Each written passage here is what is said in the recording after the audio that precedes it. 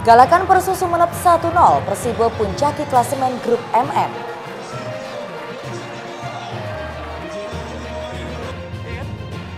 Polres Tuban bubarkan balap liar, amankan 161 remaja beserta motor. Assalamualaikum warahmatullahi wabarakatuh. Pemirsa JTV Bojonegoro, apa kabar? Kembali pakai informasi aktual Sketsa Bengawan hadir menjumpai Anda dengan serangkaian informasi yang telah kami siapkan dari Kabupaten Bojonegoro dan sekitarnya. Bersama saya Ayun Salitilawa, inilah Sketsa Bengawan untuk Anda.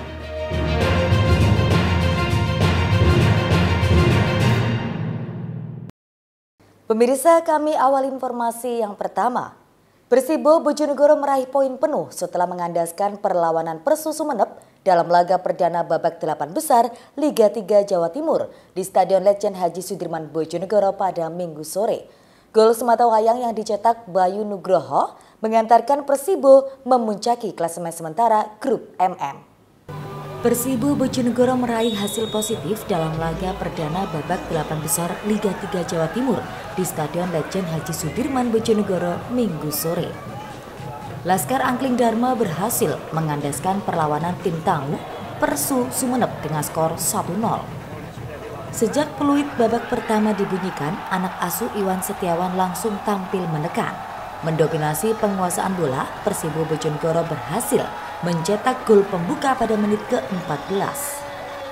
Gol tercipta melalui sundulan kepala Bayu Nugroho setelah menerima umpan dari tendangan bebas Roni Rosyadi. Skor 1-0 bertahan hingga turun minum.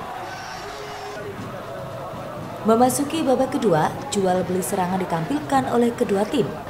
Kedua tim yang sama-sama ingin meraih hasil kemenangan membuat tempo permainan memanas. Alhasil, wasit Haryanto yang memimpin jalannya pertandingan mengeluarkan 3 kartu kuning. Namun, hingga peluit panjang babak kedua dibunyikan, tidak ada gol tambahan yang tercipta. Asisten pelatih Persibo Bojonegoro Agus Supriyanto mengaku sangat bersyukur bisa menang dalam laga ini. Pada pertandingan selanjutnya menghadapi PSM Madiun, pihaknya akan melakukan evaluasi untuk seluruh pemain sehingga bisa kembali meraih kemenangan. Sangat bersyukur karena kita bisa mencuri poin di pertandingan awal. Mudah-mudahan di pertandingan sisa kita bisa bisa meraih poin penuh ya. Terus kita juga sangat mengapresiasi sama tim lawan karena tim lawan juga main sangat bagus. Terbukti kita babak kedua lebih banyak ketekan sebenarnya. Syukurnya alhamdulillah kita babak pertama kita bisa ambil poin dulu. Meraih poin 3 poin pertama di 8 besar ini untuk permainan tadi ya lumayan cukup berat, tapi kita sama teman-teman bisa menjalankan dan meskipun sedikit berat.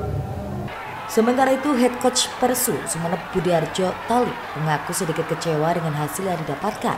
Meski demikian, ia mengapresiasi kinerja para pemainnya yang sudah tampil sangat bagus pada laga kali ini. Pertandingan sore ini sangat seru ya, kita sama-sama saksikan dan sangat sengit.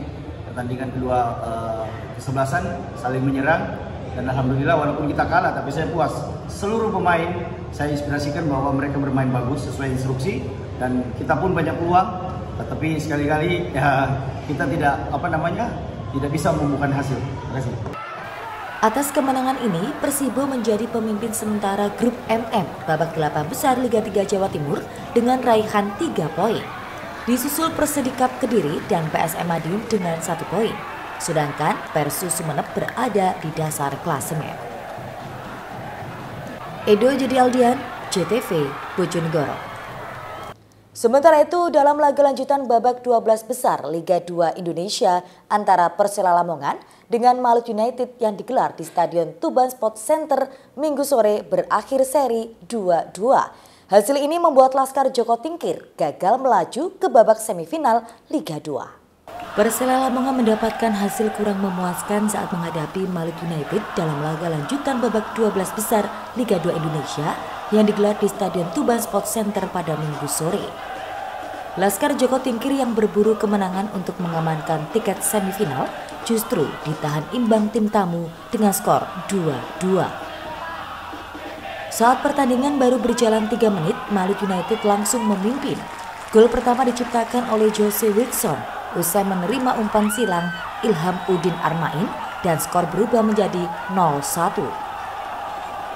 Persela yang berasa tertinggal terus melakukan upaya melalui tendangan bebas. Lee Yujun mengirimkan umpan ke tiang kedua. Dilanjutkan Yehezkiel Saweri yang menyambut dengan sundulan. Namun bola hanya mampu menyasar sisi luar jaring. Fokus untuk menyamakan kedudukan, Persela Lamongan justru kebobolan pada menit ke-21 melalui Jose Wilson. Dirinya mampu mencetak gol setelah terima umpan dari Pramudia Putra Suhardi. 0-2, Malut United memimpin. Memasuki menit ke-26, akhirnya Persela mampu memperkecil kedudukan lewat Ade Jantra. Usaha yang dilakukan Persela membuahkan hasil dan menyamakan kedudukan menit ke-37 melalui Aldi Al-Akhyar. Gol tersebut membuat skor imbang menjadi 2-2 bagi Persela dan Malut United hingga paruh pertama selesai. Pada babak kedua, kedua tim mencoba melakukan yang terbaik untuk menjadi pemenang dalam laga ini. Namun, skor imbang 2-2 bertahan hingga babak kedua usai. Pelatih Persela Jajang Nurjaman mengaku kecewa dengan hasil imbang ini. Pasalnya, hasil tersebut membuat Persela gagal melaju ke babak semifinal sekaligus memupus harapan lolos ke Liga 1. Pertandingan hari ini tentunya hasil yang tidak diinginkan oleh Persela ataupun fans Persela, karena dengan hasil seri pada hari ini sudah dipastikan kita tidak akan lolos ke babak semifinal.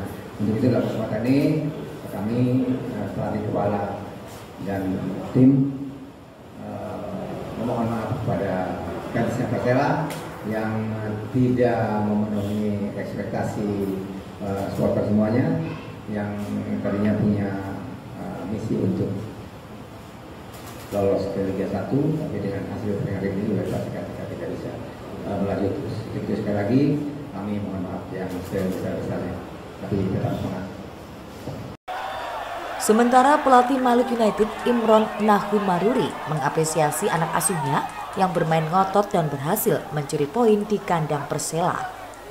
Saya memberikan apresiasi buat para pemain yang tampil luar biasa, karena sekali lagi pertandingan tidak mudah, tapi ini juga berkat dengan semua elemen dalam tim, pemain, manajemen, pelatih. Ya, jadi kemenangan 1 poin ini sangat sangat menguntungkan bagi kita juga ya. Pingin sih 3 poin, tapi ya kita bersyukur aja 1 poin ini tentu ini menjadi motivasi buat kita untuk game terakhir lawan Delta di home. Saya pikir itu. Terima kasih.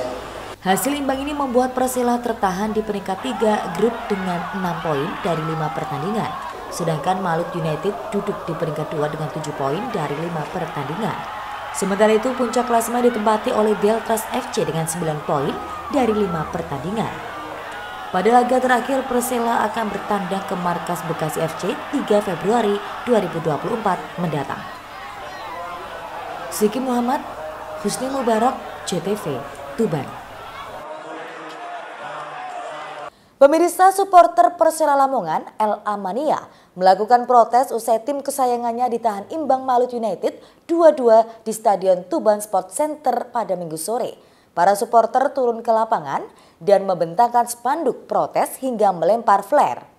Aksi ini dilakukan lantaran mereka kecewa Persela gagal lolos ke Liga 1.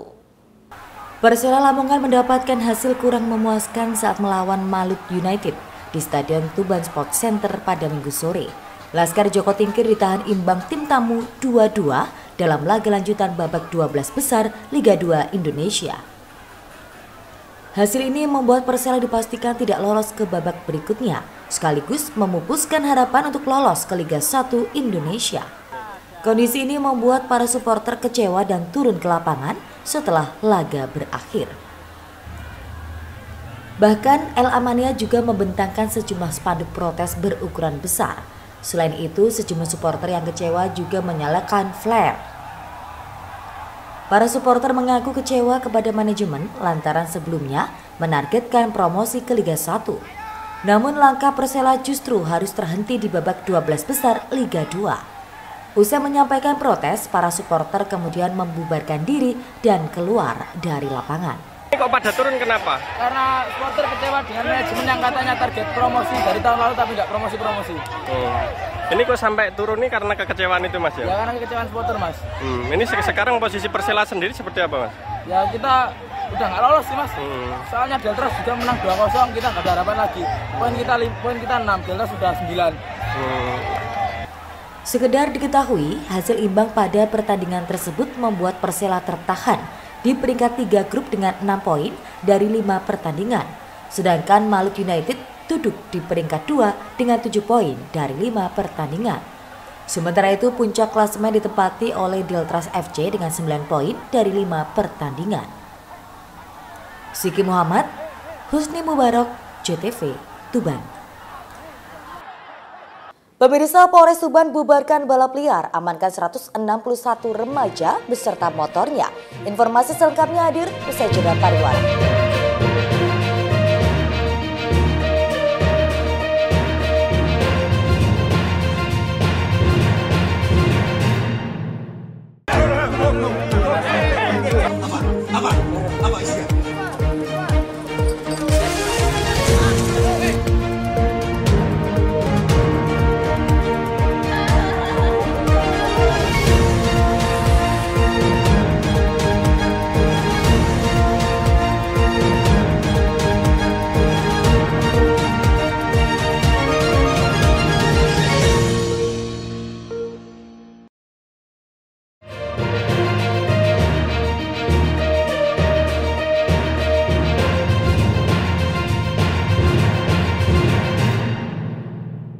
Terima kasih Anda masih bersama kami. Satlantas Polres Tuban membubarkan aksi balap liar yang dilakukan ratusan remaja di Jalan Raya Kecamatan Montong Singgahan. Hasilnya petugas mengamankan ratusan remaja beserta puluhan motor yang digunakan konvoi dan balap liar. Satlantas Polres Tuban mengamankan sebanyak 90 motor berknalpot brong yang digunakan konvoi ugal-ugalan dan balap liar di Jalan Raya Kecamatan Montong Singgahan, tepatnya di Desa Guwo Terus, Kecamatan Montong, Kabupaten Tuban, Minggu dini hari.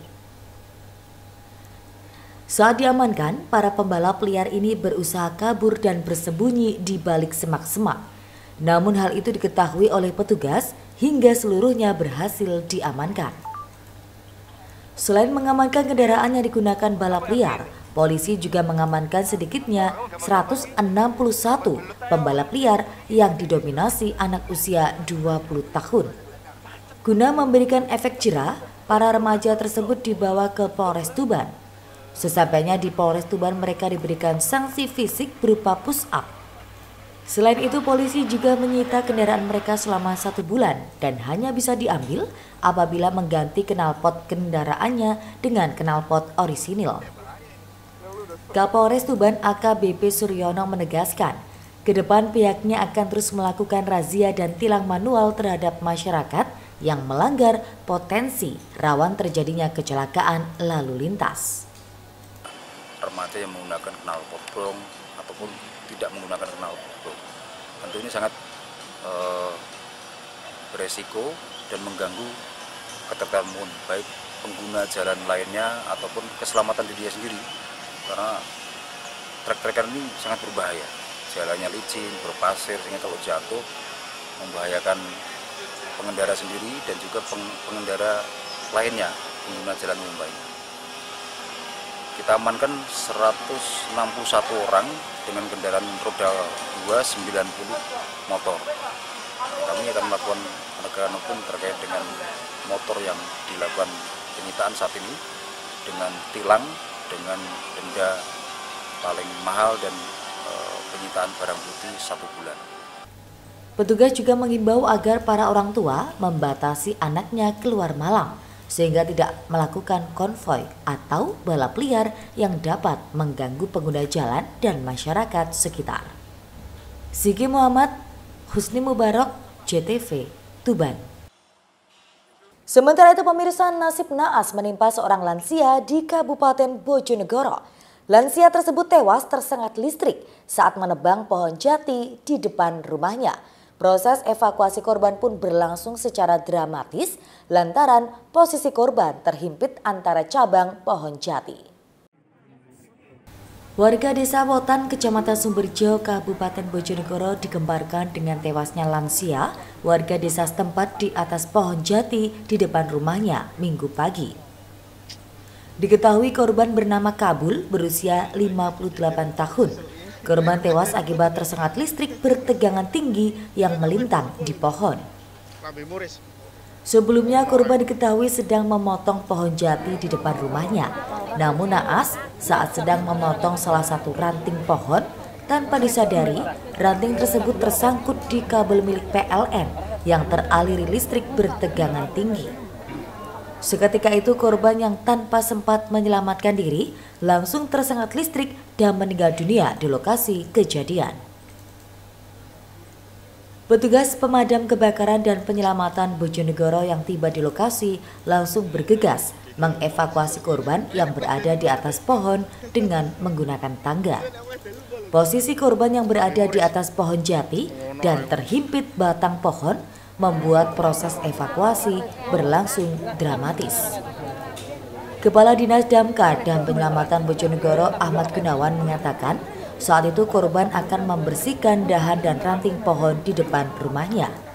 Namun naas saat menebang, korban tersengat listrik bertegangan tinggi dan meninggal dunia. Jadi peristiwanya itu terjadi pada hari Minggu tanggal 28 Januari 2014. Tepatnya di wilayah Desa Wotan, Kecamatan Sumberjo. Ketika kami sampai di lokasi untuk merespon aduan itu, korban itu berada di ketinggian di atas pohon. Menurut informasi yang kami terima bahwa korban itu akan melakukan pembersihan dahan dan ranting karena ada rencana untuk pohon itu akan ditebang. Namun demikian ternyata di sela-sela dahan dan ranting itu terdapat kabel listrik bertegangan yang cukup tinggi menurut kami, di mana juga itu berbahaya karena korban ini dalam melaksanakan kegiatannya itu menggunakan peralatan-peralatan yang bermaterial logam, dan mungkin menurut dugaan kami peralatannya itu bersentuhan dengan kabel itu dan mengalirkan tegangan listrik yang cukup tinggi sehingga mengakibatkan efek yang cukup fatal bagi korban itu. Itu meninggal langsung di lokasi ya? Ketika kami sampai di lokasi, korban sudah meninggal dunia dan kami melakukan evakuasi untuk menurunkan korban dan kemudian kami serahkan kepada keluarganya. Setelah berhasil dievakuasi, jasad korban kemudian langsung diserahkan kepada pihak keluarga untuk dimakamkan. Edo Jodi Aldian, JTV, Bojonegoro. Sementara itu pemirsa, sedikitnya 3 petani di Kabupaten Ngawi tewas akibat tersengat listrik jebakan tikus dalam sebulan terakhir. Kondisi ini membuat Bupati Ngawi mendorong upaya pembasmian tikus dengan skema gropyokan kembali ditingkatkan. Belum genap 1 bulan, 3 petani di Kabupaten Ngawi tewas akibat tersengat listrik jebakan tikus. Kejadian tersebut terjadi pada tanggal 11 dan 12 Januari 2024 lalu di wilayah Kecamatan Karangjati dan 26 Januari 2024 lalu di Kecamatan Paron, Ngawi. Bupati Ngawi, Oni Anwar Harsono mengakui kasus kematian para petani tersebut menjadi perhatian bagi pemerintah daerah, sehingga diperlukan kembali sosialisasi dan edukasi tentang bahaya jebakan tikus beraliran listrik. Diakuinya, jika hama tikus masih menjadi musuh utama petani, sehingga penanganan hama secara masif harus lebih digalakkan. Bupati menegaskan melalui dinas terkait dalam hal ini, Dinas Ketahanan Pangan dan Pertanian DKPP harus lebih intens memberikan edukasi pada petani, termasuk pemberian bantuan sarana dalam pemberantasan hama tikus dengan sistem gropyokan. Akan mulai lagi memberikan sosialisasi kepada masyarakat. Karena 2 tahun terakhir kan sudah menurun sekali ya terkait korban. Ketika kita sosialisasi penggunaan jebakan listrik di sawah, bahkan tikus lewat aliran listrik di sawah itu mulai kita tertibkan. Alhamdulillah 2 tahun terakhir ini tidak ada korban. Tapi akhir-akhir ini ada muncul korban ya, berarti memang secara situasi kondisi di lapangan ya, mungkin mulai lagi hama tikus ini merajalela. Nah, terus kiat-kiat yang perlu dijalankan kembali ya, terkait yang pertama sosialisasi kepada petani kembali, yang keduanya bagaimana nanti peran dari pemerintah daerah, dalam hal ini Dinas Pertanian Ketahanan Pangan, kembali mensosialisasi, juga memberikan sarana prasarana pendukung terkait untuk mitigasi kegiatan dari pada hama tikus ini.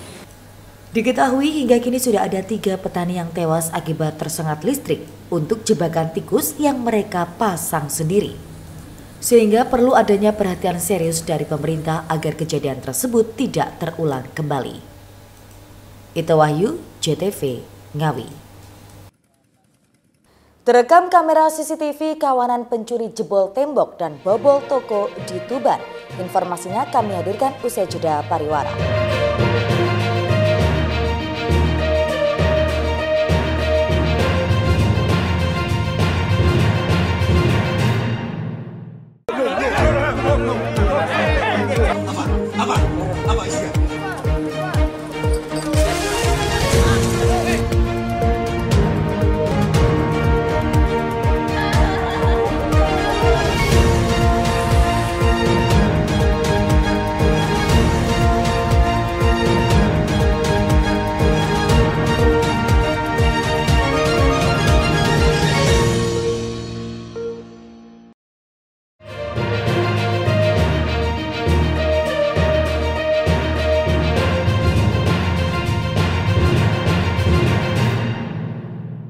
Pemirsa, Anda masih di Sketsa Bengawan.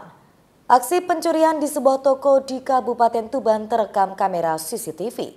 Kawanan pencuri tersebut masuk dengan cara menjebol tembok toko dan membawa kabur 1 karung rokok, uang tunai, dan sebuah handphone. Pasca kejadian, pemilik toko langsung melaporkan kejadian tersebut kepada pihak kepolisian. Kawanan pencuri membobol sebuah toko di desa Tegalbang, Kecamatan Palang, Kabupaten Tuban Minggu malam. Aksi pencurian yang diduga dilakukan 2 orang tersebut terekam jelas oleh kamera CCTV yang dipasang di sejumlah sudut ruangan toko. Sebelum melancarkan aksinya, pelaku masuk toko dengan cara menjebol tembok bagian belakang bangunan. Setelah itu, 2 orang pelaku yang menggunakan penutup wajah masuk dan langsung menguras barang-barang yang ada di dalamnya. Seorang pelaku menyasar laci berisi uang tunai, sementara 1 pelaku lainnya memasukkan seluruh rokok berbagai merek dan sejumlah barang dagangan lainnya ke dalam sebuah karung. Aksi ini dilancarkan oleh pelaku sekitar pukul 11 malam saat pemilik toko pulang. Akibat kejadian ini, pemilik toko kehilangan uang tunai sekitar 1 juta rupiah, ratusan bungkus rokok berbagai merek, sembako seperti minyak dan beras, serta sebuah handphone. Kejadian baru diketahui korban saat hendak membuka toko. Pasca kejadian, pemilik toko langsung melaporkan kepada pihak kepolisian. Mbak, ini jaganya sampai jam berapa, Mbak? Jam 9. Itu jam 9 udah pulang? Sudah. Nah itu orang ngambil itu jam berapa kejadiannya? Sekitar jam 11. 11. Itu lewat mana, Mbak? Lewat belakang. Jebol tembok itu ya? Ini yang diambil apa aja, Mbak? Ini? Rokok, uang, HP. Uang, HP. Ada berapa banyak rokok yang diambil? Banyak. Kalau uangnya sekitar berapa? Sekitar 1 jutaan. Itu berapa orang yang datang? 2. 2 orang pakai penutup kepala? Iya, penutup kepala. Ini sudah dilaporkan ke polisi, Mbak? Sementara itu, pihak kepolisian hingga kini masih melakukan penyelidikan dan mencari tahu identitas para pelaku melalui rekaman CCTV. Sigi Muhammad, Husni Mubarok, JTV, Tuban. Sementara itu, pemirsa, sebuah mobil jenis Fortuner yang ditumpangi oleh Ketua PCNU Jember terbalik di ruas tol Solo Ngawi. Akibatnya 1 orang tewas di lokasi kejadian, sementara 2 orang termasuk Ketua PCNU Jember mengalami luka berat. Kecelakaan mobil putih jenis Fortuner bernopol P1672HO terjadi di ruas tol Solo Ngawi, tepatnya di kilometer 549B, masuk Desa Kedung Harjo, Kecamatan Mantingan, Kabupaten Ngawi, Senin dini hari. Mobil yang ditumpangi oleh Ketua PCNU Jember bersama 2 orang lainnya ini terbalik, ringsek dan masuk ke parit di tepi jalan tol setelah mengalami kecelakaan tunggal. Kecelakaan bermula saat mobil yang dikemudikan Hisyam Abdullah, 19 tahun, warga Curah Kalong, Bangsal Sari, Jember, membawa penumpang 2 orang melaju dari arah Surabaya menuju Solo di ruas B. Diduga pengemudi mengantuk, mobil oleng ke kiri, menabrak gadril pembatas hingga terbalik ke parit tepi jalan tol. Ketua PCNU Jember, Badullah Syamsul Arifin, 48 tahun, warga Curah Kalong, Bangsal Sari, Kabupaten Jember, mengalami luka berat. Sementara Ahmad Baidowi, 30 tahun, tewas di lokasi kejadian. Korban tewas dibawa ke kamar jenazah RSUD Dr. Suroto Ngawi, sementara 2 orang korban lainnya dibawa ke Rumah Sakit Widodo Ngawi untuk mendapatkan perawatan. Menurut rencana, rombongan dari Jember akan menghadiri Harlah NU ke-101 tahun di Yogyakarta. Yang kronologi kecelakaannya, saya tidak tahu, yang jelas beliau Gus Aap ini ketua lembaga dakwah pengurus besar Nahdlatul Ulama. Jadi besok itu ada acara Harlah 101 tahun di Jogja. Jadi Harlah NU yang ke-101 tahun di Jogja. Nah, tadi berangkat dari Sampang pengajian, dan informasi yang dari putranya Gus Hisyam tadi, ini sopirnya ngantuk terus diganti putra beliau. Jadi yang pas kecelakaan tadi yang nyopir putra beliau, terus nggak tahu, terus akhirnya kok mobil katanya nggak bisa dibelokkan atau gimana, saya nggak tahu. Yang jelas saya tadi di bel Gus Saifullah Yusuf, Gus Ipul, Sekjen PBNU, untuk langsung ke lokasi. Polisi yang datang ke lokasi melakukan olah TKP. Mobil Fortuner yang mengalami kecelakaan dievakuasi oleh petugas. Kasus kecelakaan tunggal itu kini ditangani oleh unit Gakum Satlantas Polres Ngawi. Ita Wahyu, JTV, Ngawi. Pemirsa, berakhir sudah kebersamaan kita dalam sketsa Bengawan edisi kali ini. Jangan lupa follow akun sosial media kami sebagai berikut. Akhirnya mewakili kerabat kerja yang bertugas, saya pamit undur diri. Terima kasih dan sampai jumpa. Wassalamualaikum warahmatullahi wabarakatuh. Salam JTV Bojonegoro.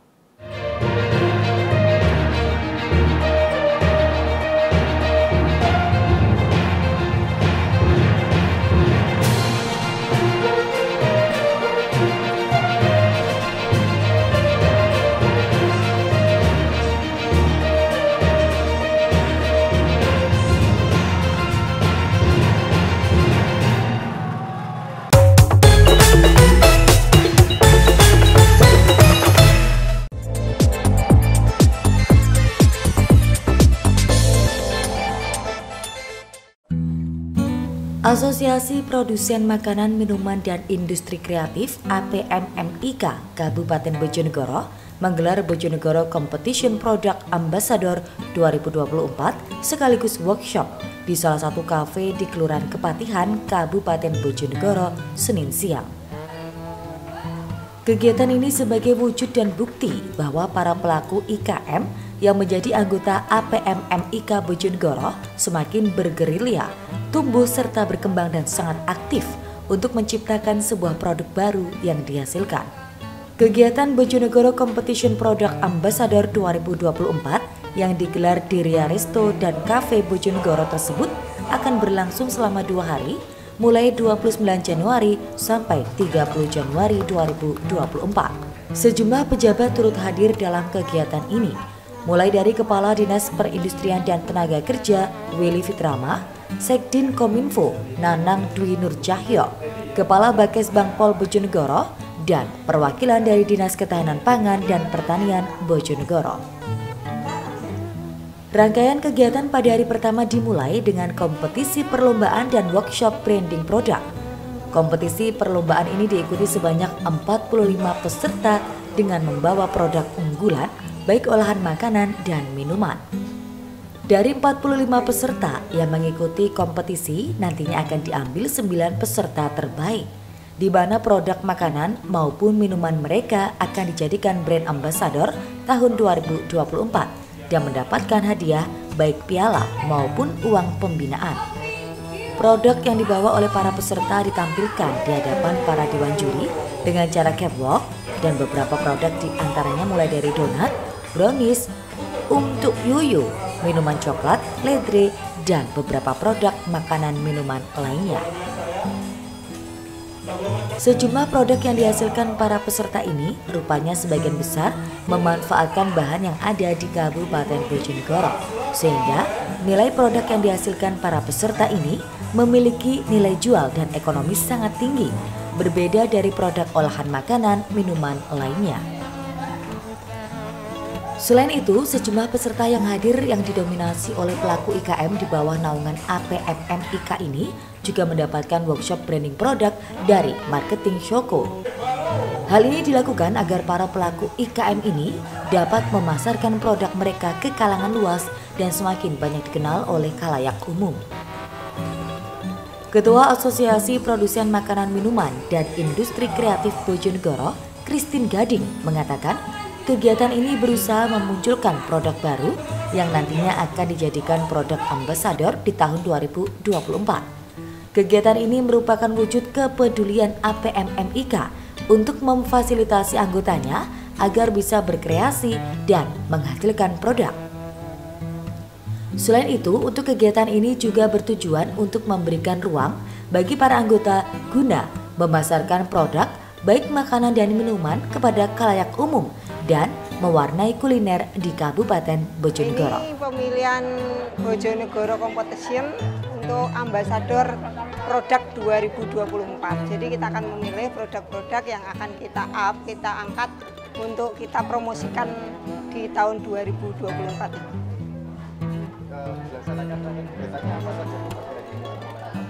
Jadi hari ini ada kompetisinya hari ini ya, lombanya. Jadi ada 51 produk yang mengikuti lomba pada hari ini.